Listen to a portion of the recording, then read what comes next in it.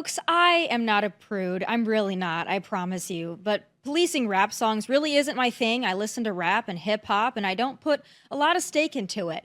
However, I was a little taken aback at that Megan Thee Stallion performance on stage for Vice President and wannabe President Kamala Harris last night in Atlanta. I mean, that is how Kamala is going to convince Americans she's a serious candidate. She's got girls gyrating and twerking on that stage in front of what I assume was an all ages audience, for God's sake.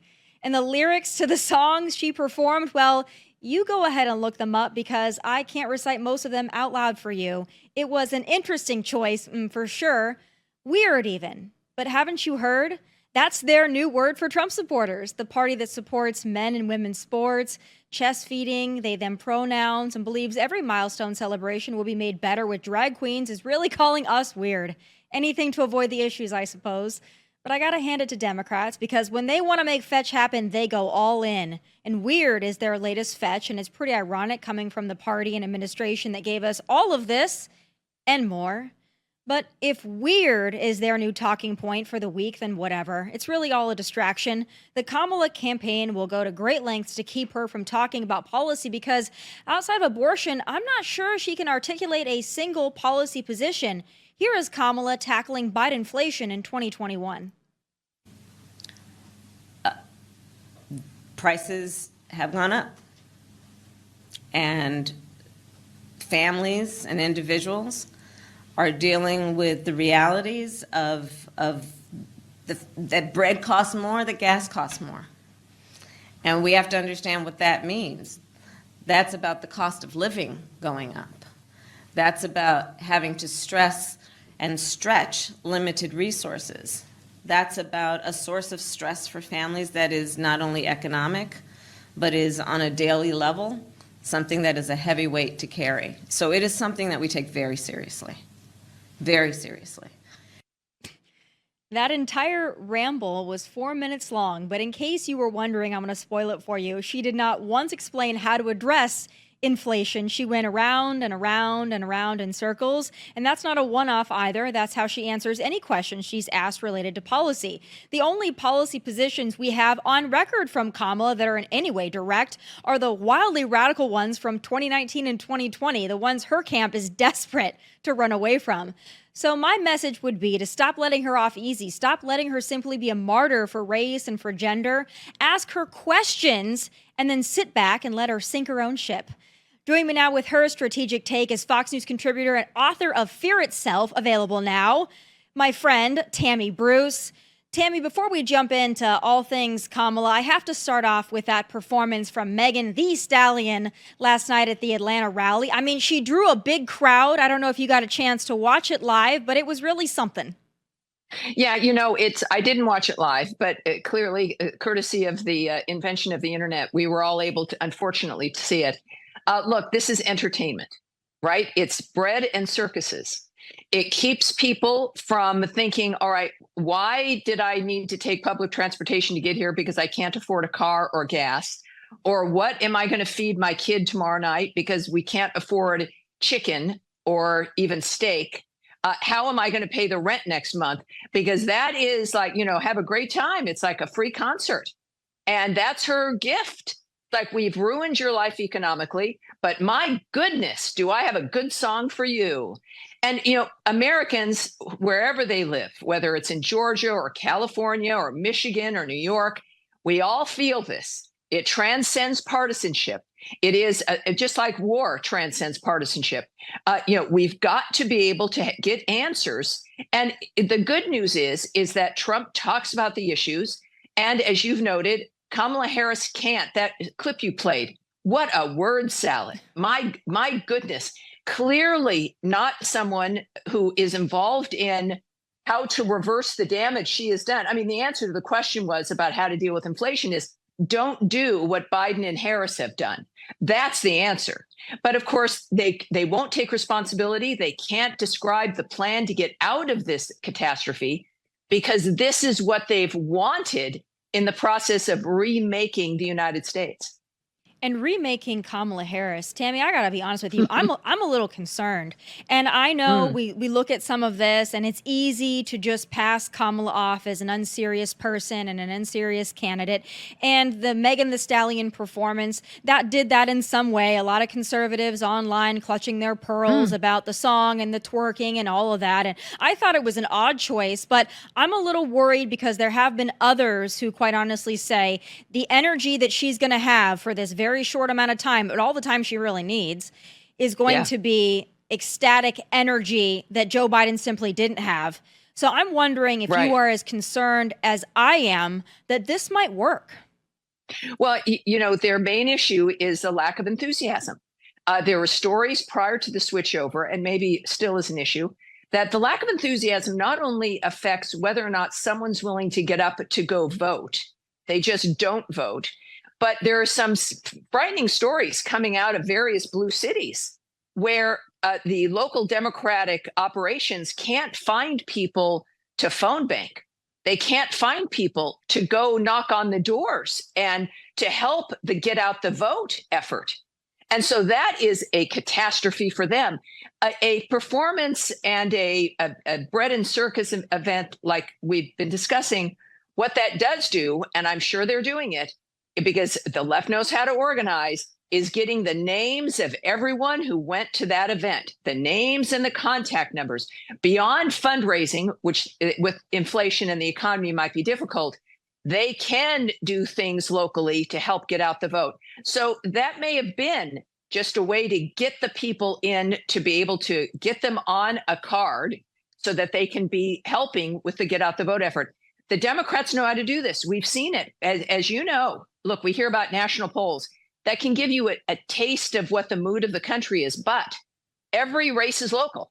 This is about state races, state organizations, state getting out the vote, being able to leverage the enthusiasm that Trump does have and making it work. But do not, I can just warn everyone, be careful. Do not underestimate these people, because we see them for what they are. The average American is not, you know, as political or involved in this. They're trying to raise their family, and they might not know of all of her history. So it's on the Republicans to make sure people know who Kamala Harris is, and to make sure they know what's at stake as we proceed to this election. Does the latest polling bother you at all? I mean, a lot of it is still within the margin of error, but it looks like now that Georgia might be back in play. It was kind of looking like it was trending towards Donald Trump pretty heavily when Joe Biden was still in the race. But now I think Kamala might be putting it in play. And these polls, they're very close. They're too close for comfort, in my opinion. And if Kamala does choose like a Shapiro, I'm a little concerned that need to win state of Pennsylvania, Wisconsin, Michigan. I'm a little concerned. How concerned are you, and what are the polls telling you in your expert analysis of how this is going to go down? Well, I've noticed even one of the most recent Fox News polls that showed a shift in the national numbers for Trump, and that they were getting closer, was of registered voters. Now, we've learned about the fickleness of polls. And I've always noted that they only can really tell you a trend. They can't tell you who's going to win an election. It can tell you a little bit of a sense of mood. And the truth of the matter is, my goodness, the bar was so low with Joe Biden. I mean, it was weekend at Bernie's, and you could bring up a raccoon or a wonderful Cocker Spaniel or any other person, and the enthusiasm would jump, because with Biden, it was, 6 feet under. It was a horrible dynamic. So she's enjoying that right now.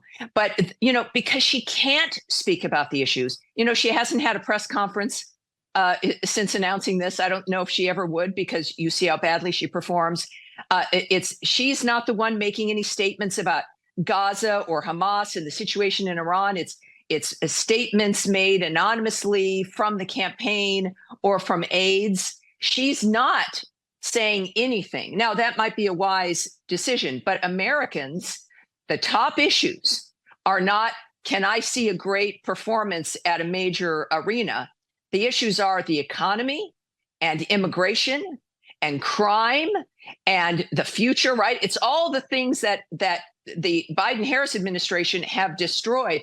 And in the end, she's going to have to try to have answers about why she shouldn't be held responsible for the condition of our lives. And she's going to, you can see, it's the let's pretend agenda. They're trying to cast her as some empty vessel that just arrived on the scene. But every policy out of the White House is a reflection of her agenda as a far left radical. It never was really Joe Biden's agenda. He was the window dressing. It's her. And I think that needs to be made clear. She wasn't sitting alone in her office crying over a pint of Ben and Jerry's because she didn't have anything to do. She's responsible. Certainly Joe Biden, we know, wasn't calling the shots. I think the most effective strategy with Kamala is reminding people, as you said, that she is a California liberal, that she's out of touch with the working class. But I, as you know, because you and I have sat on many shows together and I've been saying it for so long, I feel like all of this was by design. I feel like this was strategic. I don't think Joe dropping out when he dropped out was by accident. I think he dropped out at exactly the time that they wanted him to drop out, because they only wanted, whoever their replacement was going to be, they only wanted about 90 or so odd days, because they wanted they wanted this new person to have just enough time, but not too much time. So Kamala will be able to get out of a lot of things because her window is so short. Early voting is going to begin, and the American people might actually fall for it, and they might actually believe that everything that they've been going through and all the suffering under Biden was just Biden, and they might be convinced that Kamala is this new shiny thing. Last night in Atlanta, she talked about how she's going to fix the economy. Well, she's in office. She's in office right now, Tammy. Yeah. She's been in office. If she was going to fix the economy, why hasn't she fixed it yet? So I'm worried that she's going to get out of jail free card because of the time span. Well, this is where, and thank goodness, President Trump and his team understand this. The old Republican Party, and we saw the new one at the convention. It was beautifully produced. The messaging was great. They knew what they were doing. There was unity. That is because the old guard is gone for the most part. Now, the never Trumpers are still out there, but the fact is the party now is in the hands of people who understand what needs to happen. And it is about communication. And Americans aren't dumb. The Democrats figure you can, trick them and lie to them and get them to be too afraid to move forward and engage. But the fact is that it can be done, but it has to be focused on the issues and reminding Americans what it is that's happened to them and who's responsible. It is her that is responsible. And also, the Middle East is blowing up. People, there was a time when it was Bush versus Gore. And I had worked on the Clinton 92 campaign. And so for me, that race of Bush versus Gore, for me, it was a coin flip. But the decision maker for me, and I'm recently a Republican, but had been a Democrat all my life, was I thought to myself, well, everything all is equal, everything being equal with these two men, who would I want to be president if something awful happened? And we were in real peril. And that tilted me toward the Republican. And of course, just a few months later, September 11th happened. And I thanked God that it was Bush and it was the Republicans who were in charge of this country, because the Democrats, as we've seen, this appeasement of terrorists and a lack of a willingness to embrace Israel, it's not unusual. The Democrats are famous for. My first book was that the racism, sexism, and homophobia lives on the left. Mm-hmm. So Americans are going to realize, as this horrible dumpster fire of a world that is emerging as a result of Biden and Harris. She was trying to appease Hamas in a way when, after the meeting with Netanyahu, she said about the suffering in Gaza, I see you and I hear you and I feel you. And, it was an attempt to comfort these monsters. And the next day or 2 days later is when the children were murdered on the soccer field. Mm-hmm. So Americans are going to have to think about, who do you want in charge when there is a genuine existential issue emerging from the Middle East or from China and North Korea or Russia aligned with China? Who do you really want at that desk making decisions? And the answer clearly for everyone is going to have to be Donald Trump. I agree with you on that, and it's an important point to reinforce. But being fully transparent with me, Tammy, do you think that JD Vance was a good choice as running mate? Do you think that the Trump campaign might in some way be regretting that choice just because of the recent controversies? And are you worried about some of his past words coming back to not only bite him, but the Trump campaign as a whole? Whoever, I learned, first of all, a long time ago, not to second guess Trump. He is a wildly imperfect man, but that is what makes him perfect for the job of president. He's completely transparent with us. I think that we all had a favorite, and we all have an idea because we're involved about what would be best. But I have to say that no matter who he chose, would be the same kinds of stories emerging about something that was said. I'm telling you right now, the Democrats have a file on everybody, and it would be something by someone. The key is the complaints about JD Vance are nothing compared to, a made up hoax of dossier accusing you of being a Russian spy. We have to realize that the Democrats will find things, or they'll make things up, and it will be awful and not true, and it won't matter. And what I've said about the JD Vance argument here is, one, it was out of context, but really what matters here is that the people complaining about him have destroyed women's lives now for decades. They've made it abortion a romantic idea.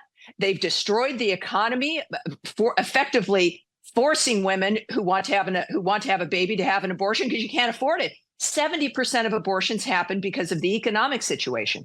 So here are the Democrats really controlling women's lives, no money, no real job opportunities, not knowing what the future is going to bring. And they're pointing a finger at some guy, at JD Vance, because he's used a phrase they don't like. And look, all of us make mistakes. All of us maybe use a turn of phrase that's not great, but what's at stake here is literally the future. Russia is now messing around with tactical nuclear weapons and testing them, and Ukraine is still in play here. It is a remarkable time, and that's a distraction.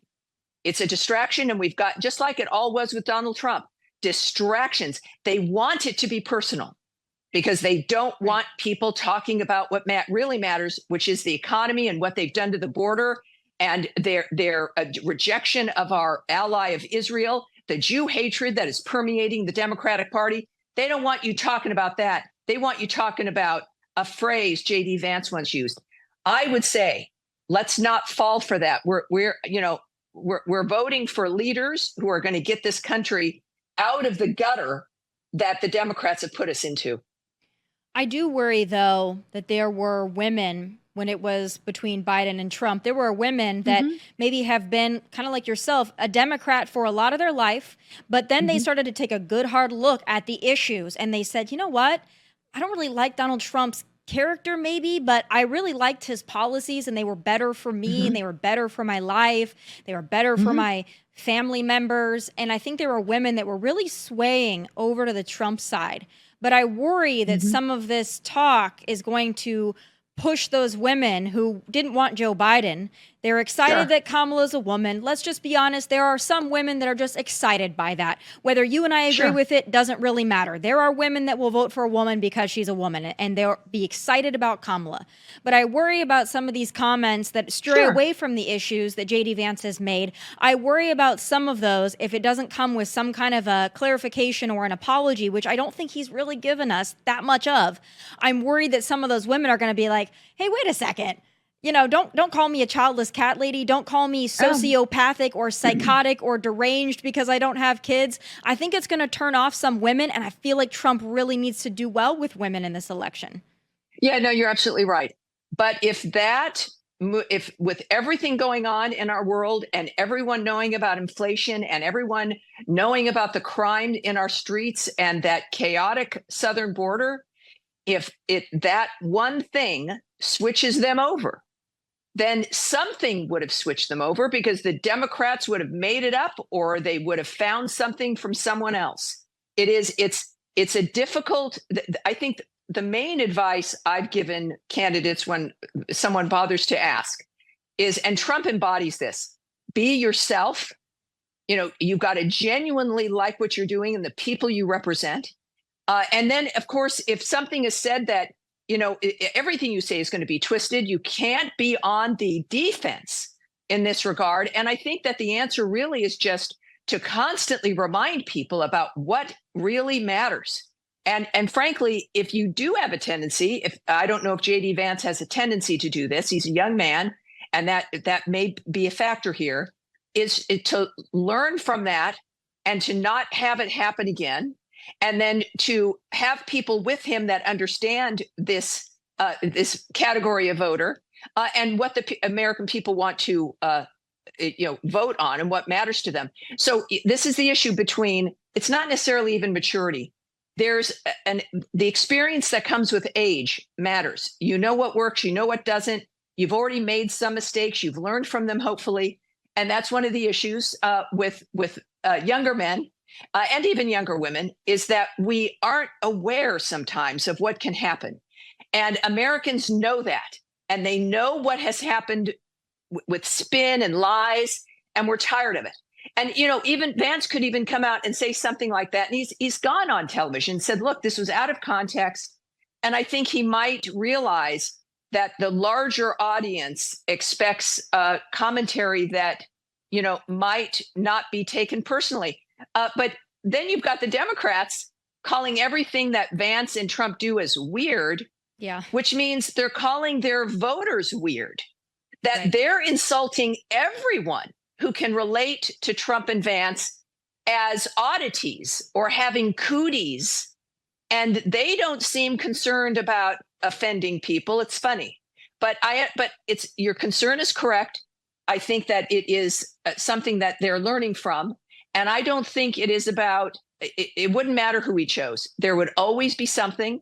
And the key is learning at this point, because it's not going to end for the next 5 years. Yeah. I think that just offending your voters in any way is just not a good idea. If you want to talk about elected Democrats, you want to talk about policies, I think that's always fair game. But just offending people for what they've done with their lives that has nothing to do with your life, I think that that's a mistake. I hope he learns from that.